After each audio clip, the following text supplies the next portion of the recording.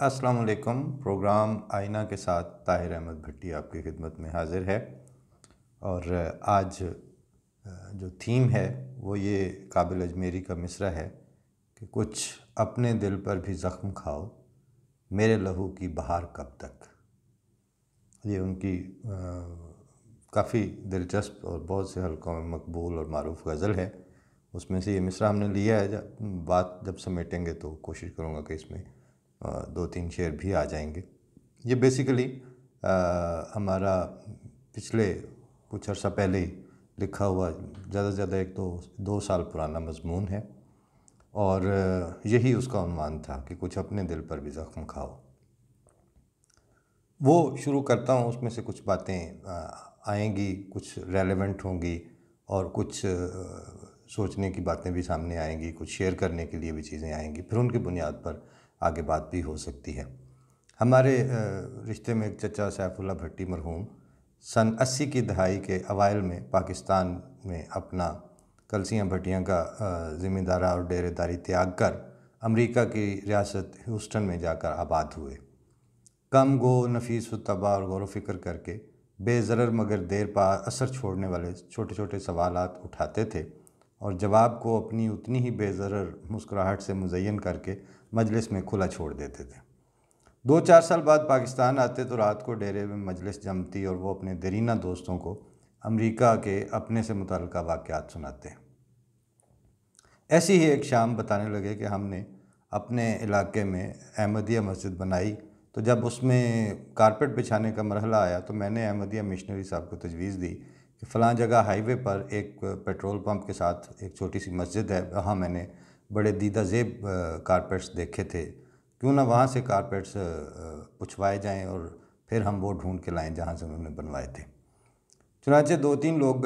وہاں گئے، petrol pump کے مالک سے ملے، موصوف بڑے خوش ہوئے، اپنی مسجد دکھائی، کارپیٹس کے لیے رابطے کا بتایا، چائے سے تواضع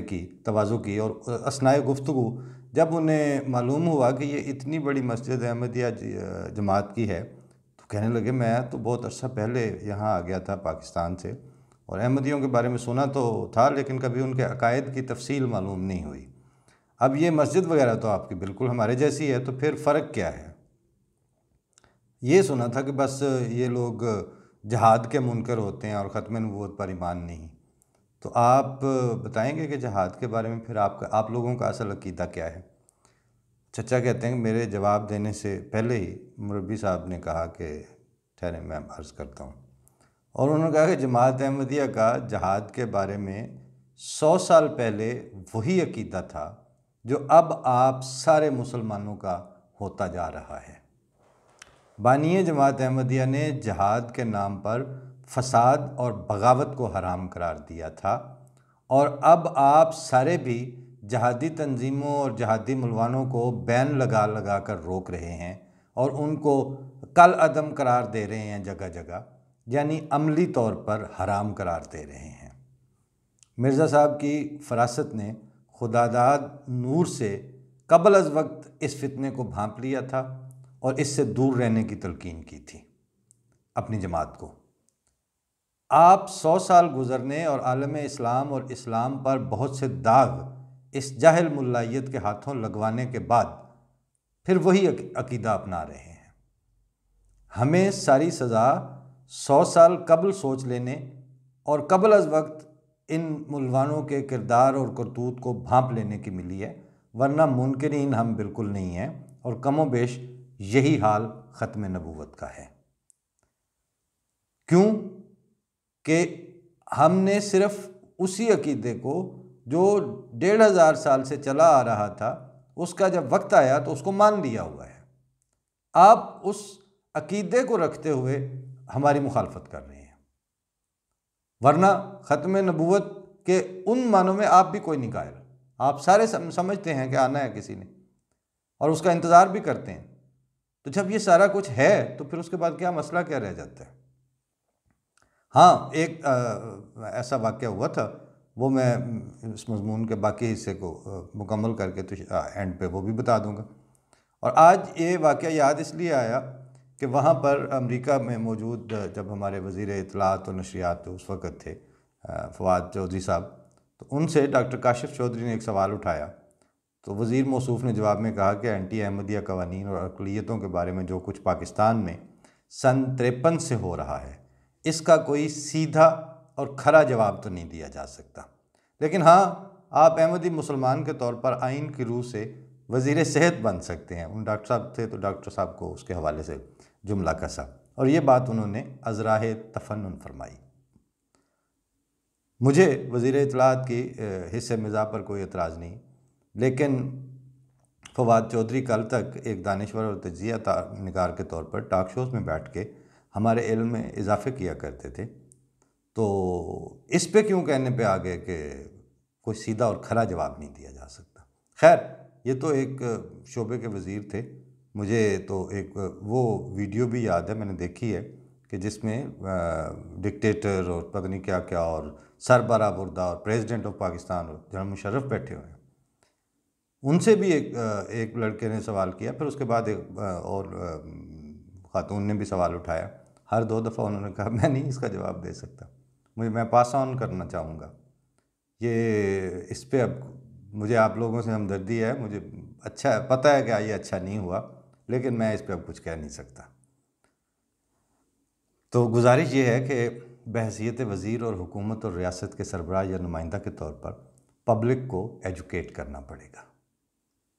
جس طرح پچھلی حکومت اور پھر موجودہ حکومت نے سرے عام گالیاں اور مغلظات بکنے والوں کو سیدھا جواب نہیں دیا تھا، اور ان کے حوصلے اس حد تک بڑھ گئے کہ چیف جسٹس آف پاکستان اور مسلح افواج کے سربراہ کے قتل کے سرے عام فتوے دینے لگے، تو ایک رات کے کریک ڈاؤن سے ہی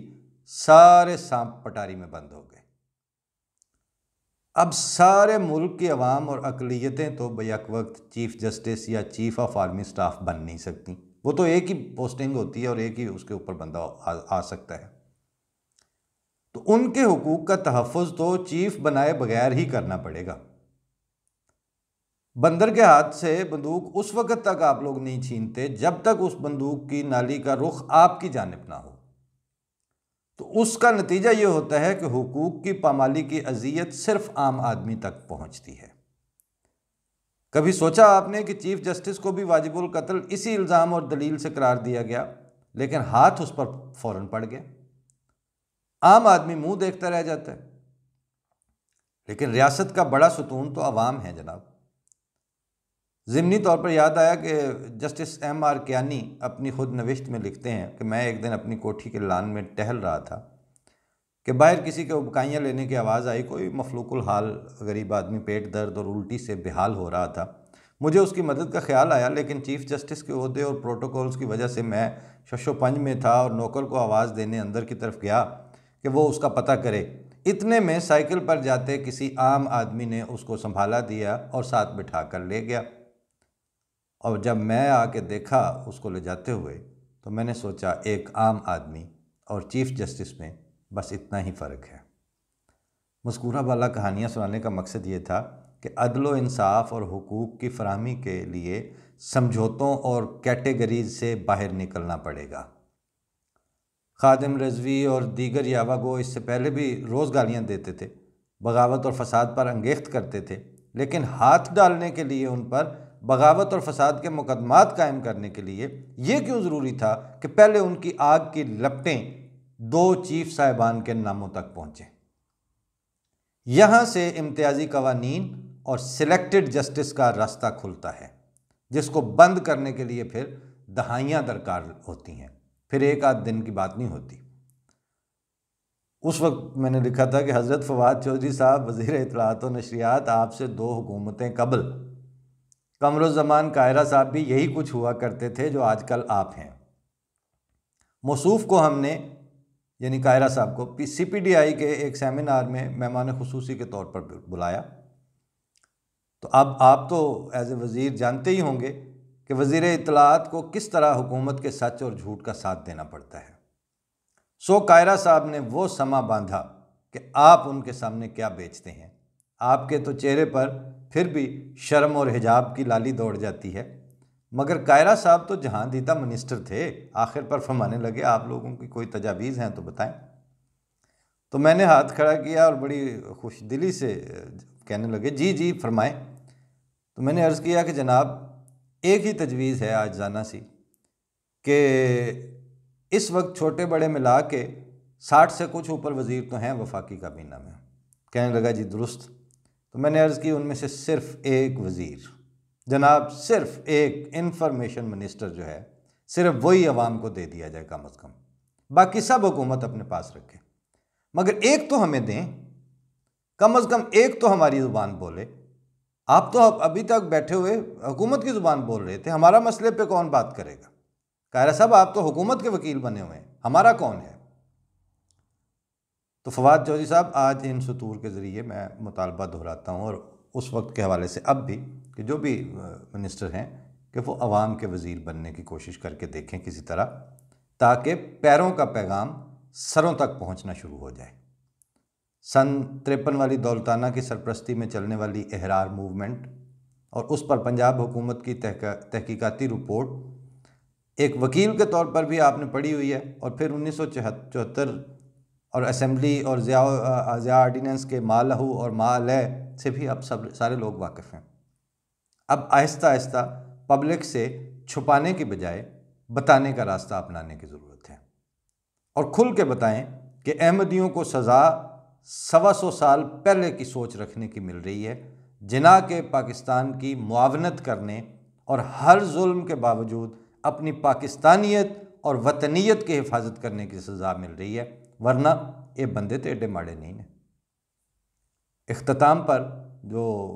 قابل اجمیری کے وہی اشعار جن کا میں نے ذکر کیا تھا اور وعدہ کیا تھا کہ جاتے جاتے عرض کروں گا، وہ سنا دیتا ہوں، تاکہ ان کے مفاہیم تو اس بات سے چیز سے ظاہر تعلق رکھتے ہی ہیں، مگر جو باتوں کی تلخی ہے ان کا ذرا سا دف بھی مر جائے گا ان 2-3 شعروں سے، کہ تضاد جذبات میں یہ نازک مقام آیا تو کیا کرو گے، تضاد جذبات میں یہ نازک مقام آیا تو کیا کرو گے، میں رو رہا ہوں تو ہنس رہے ہو، میں مسکرایا تو کیا کرو گے، ابھی تو تنقید ہو رہی ہے میرے مذاق جنوں پہ، لیکن تمہاری زلفوں کی برہمی کا سوال آیا تو کیا کرو گے،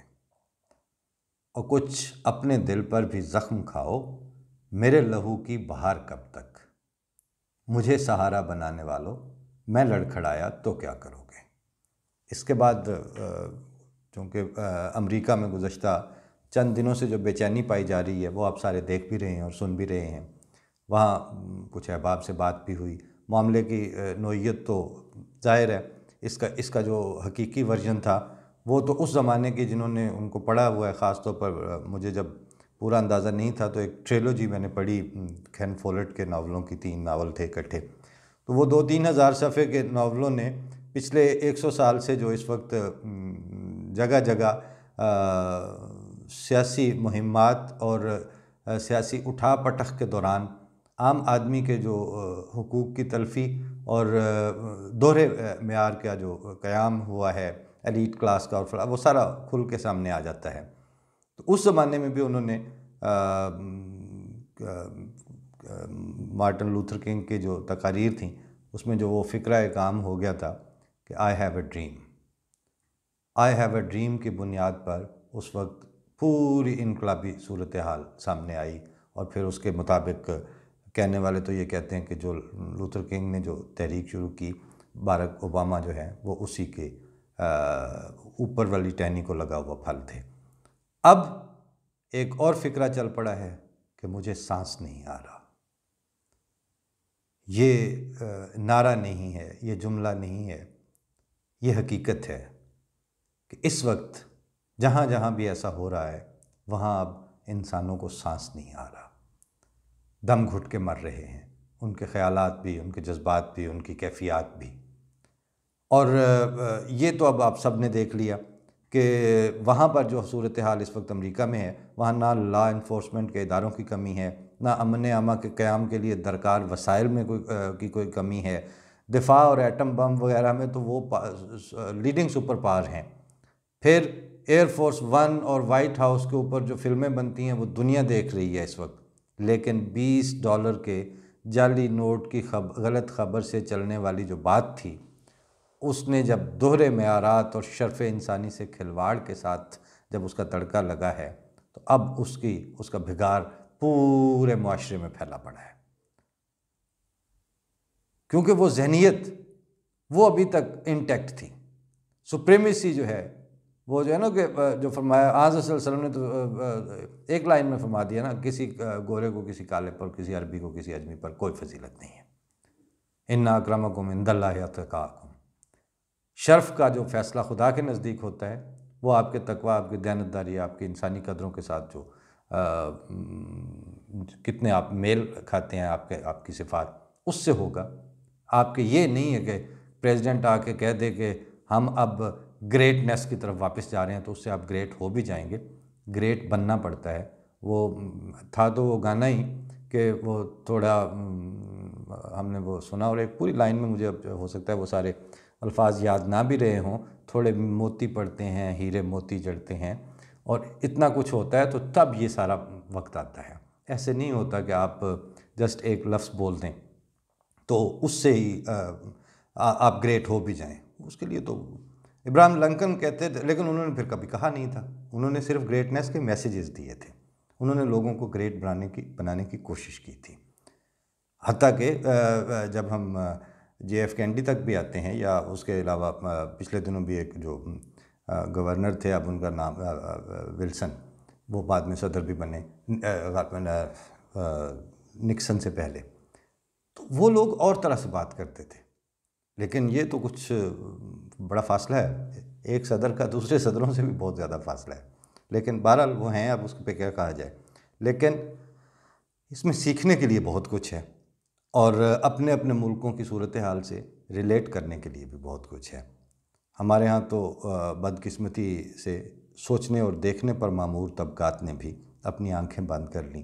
اور خوف کو جو ایک سر پر لٹکتی ہوئی تلوار تھا، زمینی اور معروضی حقیقت بنا کر پھر آئندہ کی پلاننگ اور اپنی جو پالیسی ڈیولپمنٹ کا سلسلہ ہے وہ اس انجانے خوف کے تابع کر دیا، سچ کے ساتھ نہیں رکھا، میرٹ کے ساتھ نہیں رکھا، شرف انسانی اور حقوق انسانی کو آنر کرنے اور ان کے لیے سٹینڈ لینے کے ساتھ جوڑ کے نہیں رکھا۔ مثال ایک رہ گئی تھی کہ کس طرح ہم جو بات کرتے ہوئے بھی ڈرتے ہیں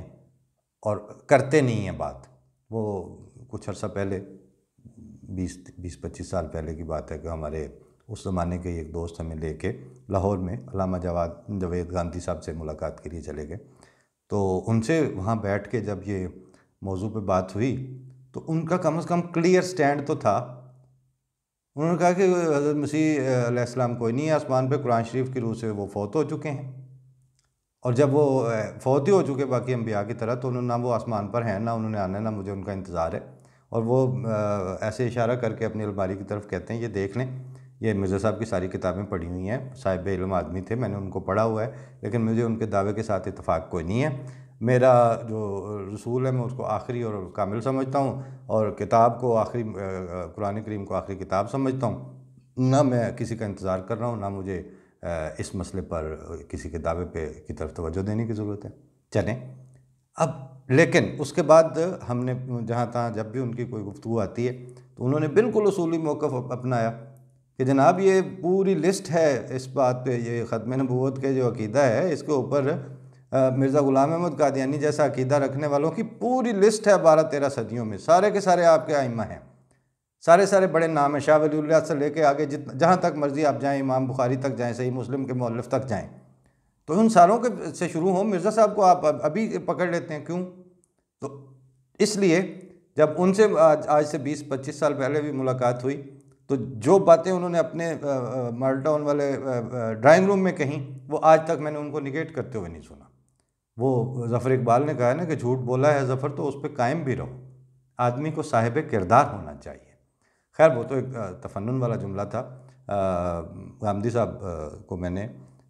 جس بات کو انہوں نے سمجھا وہ اس کے ساتھ اپنا وفا کر رہے ہیں، اور شرف انسانی کے خلاف بیان دیتے ہوئے میں نے نہیں سنا۔